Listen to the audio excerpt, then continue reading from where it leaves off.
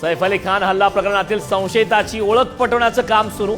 संशयिताला पोलिसांनी नेलं सैफच्या घरी। सुतार म्हणून सैफच्या घरात काम करत होता संशयित। अभिनेता सैफ अली खानच्या प्रकृतीत ऑपरेशन नंतर सुधारणा। आयसीयूतून स्पेशल रूम मध्ये हलवले। खोल जखमेमुळे विश्रांतीचा सल्ला। सैफवरील हल्लेखोरानं शाहरुखच्या घराचीही केली होती रेकी। शाहरुखच्या घरात घुसण्याचा एकाचा प्रयत्न, मात्र भिंतीवर जाळी असल्यानं प्रयत्न फसला। बीड जिल्ह्यात पुन्हा एकदा हत्या, गोळीबार आणि खंडणीच्या घटनेनं बीड हादरलं। आष्टीतील वाहिरा गावात दोन सख्या भावांची निर्गुण हत्या।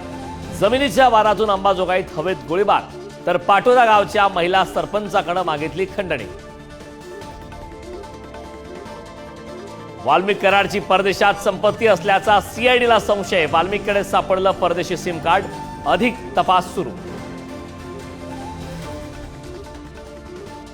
धनंजय मुंडेंच्या कार्यकाळात कृषी धोरण कशासाठी बदललं? नागपूर खंडपीठानं सरकारकडून मागितलं स्पष्टीकरण। मुंडेंनी घेतला होता डीपीटी योजना बंद करण्याचा निर्णय। सिडकोच्या अध्यक्षपदावरून महायुतीमध्ये वाद होण्याची शक्यता। सिडको महामंडळ आपल्याकडेच राहावं यासाठी शिवसेना आग्रही, तर सिडकोच्या घरांसाठी अर्ज भरलेल्याच्या पदरी निराशा। सिडकोच्या घराच्या किमती कमी होणार नाही। पुण्यात बनावट नोटांच्या रॅकेटचा पर्दाफाश। 10 लाखांहून अधिक किमतीच्या नोटा जप्त। पोलिसांकडून आतापर्यंत 5 जणांना अटक।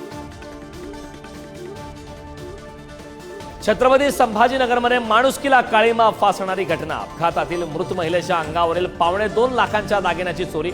अवघ्या 2 तासात आरोपीला बेड्या। पुणे नाशिक महामार्गावर नारायणगाव जवळ 3 गाड्यांचा भीषण अपघात। अपघातात 9 जणांचा मृत्यू।